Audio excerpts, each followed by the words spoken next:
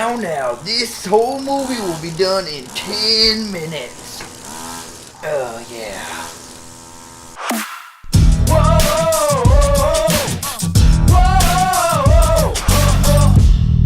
What's going on, everybody? Jared here with another Netflix movie review, and of course, we're continuing with the October Halloween costume spectacular. This review, I'm wearing Ryan Gosling, what he wore in Drive. I got the driving gloves, I got the jacket, the scorpion on the back, I got the hammer right here. I had a way better hammer, I don't know where that one went, but this will do.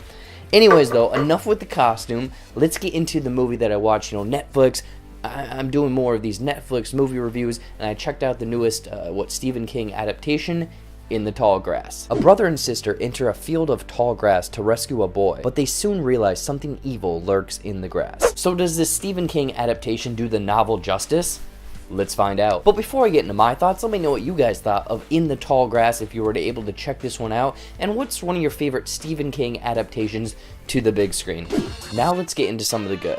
So getting into this, personally, I didn't know what this whole story was about. I'm not keen on the Stephen King novel, and I'm not really a big horror fan.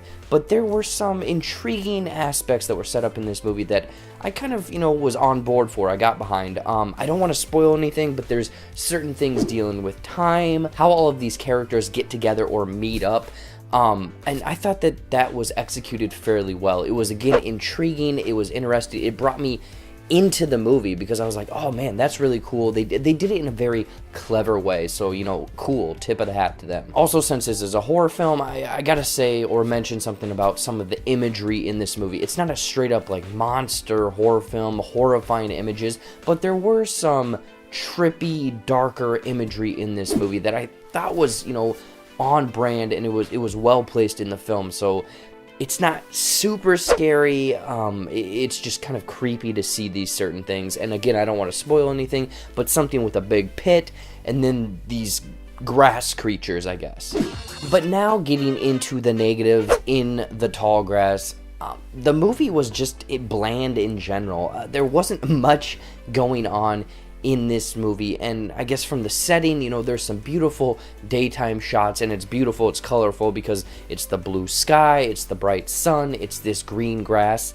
But a lot of the movie does take place at night, so it's very bland, it's dark, it's dreary, and some shots, it wasn't a lot, but a few of them were very difficult to see kind of what was hiding in this grass or which character we were dealing with. And the fact that, the movie's called In the Tall Grass, spoiler, they're in the tall grass a lot of the movie, so it kind of gets old. And not at all helping any of the blandness of the movie were the characters in this movie. I'm not gonna knock it because there weren't any big name talent. I mean, probably the biggest name is Patrick Wilson, the Conjuring films, other films like that. He was probably the biggest name in this movie, but any sort of character development, any sort of character chemistry, it was non-existent here. There's a little bit of a backstory for these two characters that I guess you would call the main characters, but the rest of the characters are sort of just there to fill up space. It's generic characters 1 through 5. They're going on this adventure type weird thing is happening to them. I guess I wasn't connected to them. I honestly did not care about these characters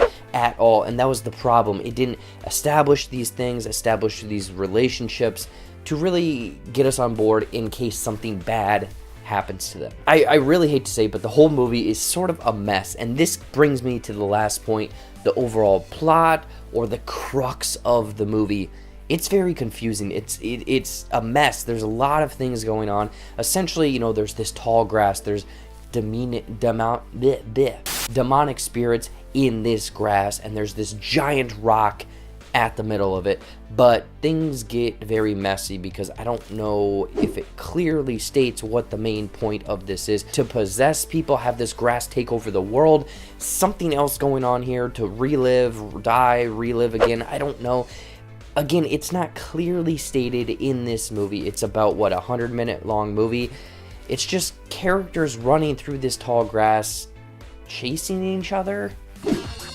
overall, In the Tall Grass is another horror Netflix offering, but will no doubt be buried by the plethora of streaming options. With clever use of time and trippy imagery, but with an overwhelming amount of blandness, characters that you have zero interest in, and a very messy plot. I would recommend skipping out on In the Tall Grass. Again, this is from Netflix, it's a horror movie, maybe there's something in there if you're a horror fan, but personally, I thought this was a waste of time. It was boring. There's not much to it. In closing, I'm going to give In the Tall Grass 1 out of 5 weed whackers. So what did you guys think of In the Tall Grass if you were able to check this out? I want to know in the comments down below. Anyways, guys, as always, thank you so much for watching. Watch some more videos up there, movie reviews, trailer reactions, fun comedy skits. Again, I think this weekend there's going to be a couple surprise videos coming up. Otherwise, beginning of next week is the brand new episode of Movies and Nonsense. Follow all of my social media down there. Click that subscribe button. These Halloween costumes are going to keep coming in these movie reviews.